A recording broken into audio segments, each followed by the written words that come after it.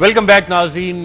Pakistan democratic movement के सरबराह मौलाना फजलुर रहमान, उनके करीबी साथियों को और ख़ुद उनको नैब की तरफ से सवालात का और काफ़ी सारे सवालात पहुँच चुके हैं। मौलाना फजलुर रहमान साहब नैब के नोटिस के हवाले से एक बाकायदा पोजीशन उन्होंने ली हुई है। अब सवाल ये कि क्या वो पोजीशन कुछ नरम पड़ गई या अभी भी उसी मौके पे कायम, और ये एहतसाब के बारे में जो मौलाना साहब के ख्यालात हैं उसका इजहार सबसे पहले उन्होंने आज से गालिबन साल पहले किया था। और क्या किन अल्फाज में किया था कि मुझे नैब ने तलब नहीं किया, ना कोई कर सकता है, और कहाँ जाए नैब, आइए देखते हैं। नहीं, मुझे कोई तलब नहीं किया, नहीं कोई मुझे तलब भी नहीं कर सकते। खुदा का फजल है, इंशाअल्लाह। हजार करे, भाड़ में जाए उनके रेफरेंस, मुझे कोई परवाह नहीं है इनकी। मैं वो आदमी नहीं हूं जो इस किस्म के रेफरेंसों के सामने झुकूंगा। मैं इनके रेफरेंसों की धज्जियां बखेर दूंगा। ये होते कौन हैं कि मुल्क में कोई शराफत की सियासत करे तो उसको शराफत से सियासत न करने दें। ये इंसाफ के बाबे ठहरे। इंसाफ का कत्ल करने वाले से मैं इंसाफ की तवक्को नहीं रख सकता। मैं इनको इंसाफ के इदारे नहीं तस्लीम करता। मैं उनकी फाइलों को फेंक दूंगा उनके सामने। अगर उन्होंने ऐसी जुर्रत की तो मैं छठी का दूध उनको याद दिला दूंगा।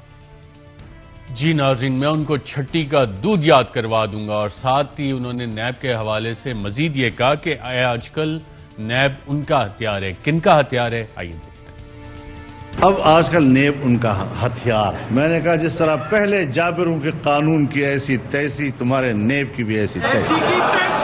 हम इस तरह की चीजों की परवाह किए होते तो घर में बैठ जाते। तो हमें आजमाया ना क्या करो, हम गले पड़ जाएंगे। और हम आजकल गले पड़ने के लिए तैयार बैठे हुए हैं। ऐसा ना हो कि फिर लेने के देने पड़ जाए कल आप। तुमने शायद हमें समझा नहीं, या शायद तुमने हमारी तारीख नहीं पढ़ी, या शायद तुम्हें मालूम नहीं है कि हम इस जैसे जाबिर कुव्वतों के खिलाफ लड़ने का तरीका भी जानते हैं और कुर्बानियों की कीमत भी जानते हैं। याद रखें, हम जिस्म की कुर्बानी देना आसान समझते हैं, लेकिन इज्जत पर आंच नहीं आने देंगे।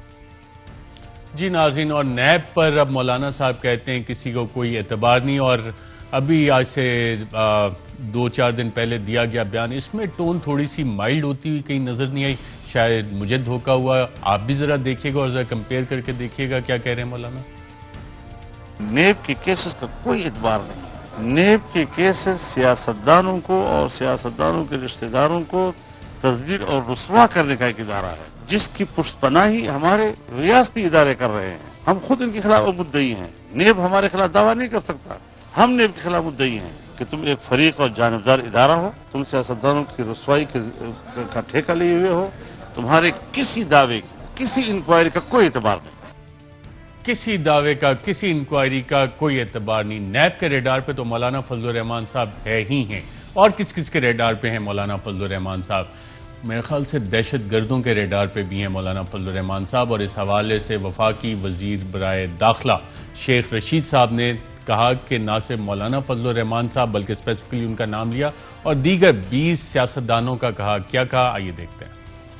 सीरियस लाइफ थ्रेट जो हैं उसमें 20 लोग हैं। मैं सियासतदानों की बात कर रहा हूँ। हाई अलर्ट जारी किया गया, बताया गया कि अपनी हिफाजत करें, और जिसमें खास तौर पर मौलाना फजलुर रहमान शामिल हैं, और जिनको हाई अलर्ट के बारे में इन्फॉर्म किया गया है। खास तौर पर मौलाना फजलुर रहमान शामिल हैं जिन्हें हाई अलर्ट के बारे में इन्फॉर्म किया गया है। मौलाना फजलुर रहमान साहब किस किस के टारगेट पे हैं? अर्शद, ये तो मुझे नहीं पता किस किस के टारगेट पे हैं। जो थ्रेट अलर्ट्स आते हैं वो यूजुअली इंटेलिजेंस की इंफॉर्मेशन के ऊपर बेस्ड होते हैं, और जो भी हाई प्रोफाइल टारगेट्स होते हैं तो उसमें मौलाना साहब भी हैं और भी अपोजिशन के रहनुमा हैं, हुकूमती लोग भी होते हैं। क्योंकि जो टेररिस्ट होता है उसका मकसद है कि आपके माशरे के अंदर इंतशार फैलाना। तो उसमें जो पब्लिक इम्पोर्टेंस के फिगर्स होते हैं, उनके मानने वाले होते हैं, उनके पैरोकार होते हैं, तो उनके अंदर काफ़ी बेचैनी फैल सकती है। तो ऑफ कोर्स वो टारगेट होते हैं। और ये थ्रेट अलर्ट्स जो हैं फ्रॉम टाइम टू टाइम हर दौरे हुकूमत में जब भी इस तरह के अलर्ट्स हुए हैं वो जारी किए जाते हैं। वजारत दाखिला की तरफ से भी होते हैं, प्रोविंशियल सतह के ऊपर भी होते हैं। तो वो स्पेसिफिक थ्रेट्स हैं और इन्हें सीरियसली भी लिए जाना चाहिए। बिल्कुल सीरियसली ले लीजिए। अच्छा, एक तो ये दहशतगर्दों के टारगेट पे हो गया। आज भी वफाकी वज़रा ने प्रेस कॉन्फ्रेंस की। आज से चंद दिन पहले एक वफाकी वजीर ने इनके कुछ असासे ट्वीट भी किए। और आज आपकी कुछ मीटिंग में भी जिक्र हुआ मौलाना फजलुर रहमान साहब का। और नैब के हवाले से जो मौलाना साहब कह रहे हैं, अब नैब को उनके जो गुस्से से कौन बचाएगा? देखें, दो चीज़ें हैं। जहाँ तक मौलाना साहब का अपना करैक्टर है तो मेरे ख्याल है साहब और मौलाना दोनों ही ज़्यादती है इनके साथ। इनके ही जमात के बड़े सीनियर और बड़े अरसे से इनके साथ थे।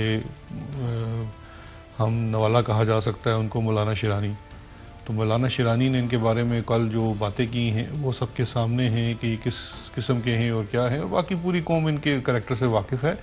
मैं ये समझता हूँ कि इन्होंने हमेशा से रिलीजन कार्ड और अपनी पॉलिटिक्स कार्ड और एथनिक कार्ड, तीनों कार्ड्स को इस्तेमाल करके अपने इर्द गिर्द प्रोटेक्शन का एक दायरा बनाया हुआ था। और उस दायरे को जब देखिए, किसी क्रिमिनल का जब वो दो तरह के हैं, एक तो आपके वो हो गए जिनको नैब की अगर कोई नोटिस आता है तो वो पेश होने के लिए कोई पसो पेश करते हैं। ये वो वाला दर्जा है जिन्होंने जब लास्ट टाइम इनको समन किया गया, इनसे सवाल किया गया, तो इन्होंने हज़ारों लोग लेके कहा कि हम पेशावर में नैब के दफ्तर का अहाता करेंगे, कोर कमांडर पेशावर के दफ्तर के बाहर धरना देंगे। तो उसके बाद इससे क्या मतलब है कि आप अनटचेबल हैं, आपसे सवाल नहीं किया जा सकता। आप पिछले 25-30 साल से सियासत में हैं, ना आपका कोई कारोबार है, आपका क्या, किस तरह से आप अफोर्ड करते हैं अपना लाइफस्टाइल, आपके यहाँ आपके पास कितनी जायदाद है, आपके इर्द गिर्द रहने वाले कितने मालदार हो चुके हैं। तो ये तमाम चीज़ें पूछना, यही तो करप्शन के ऊपर सवालात हैं पब्लिक ऑफिस होल्डर से। वरना तो फिर ये होना चाहिए कि जो इस नौइयत की ज़्यादती करने के काबिल हों उनसे सवाल ना किया जाए। बाकी छोटे जो बेचारे कोई माड़े किस्म के जो सियासतदान हैं उनसे आप सवाल कर लें, तो इसकी तरफ में तफरीक तो नहीं हो सकती। और दूसरी चीज़ ये है कि जब किसी से सवाल किया जाता है तो उसका जवाब दें। अगर आपका दामन साफ है तो आप नैब को भी जवाब दें, आप पब्लिक को भी जवाब दें। फिर कैसे नैब आपके ऊपर केस बना सकती है? केस किसी अदालत में ही जाता है ना। आप इसका मुकाबला अदालत में करते हैं, आप लोगों का जत्था लेके उस दफ्तर के ऊपर हमला नहीं कर सकते। लेकिन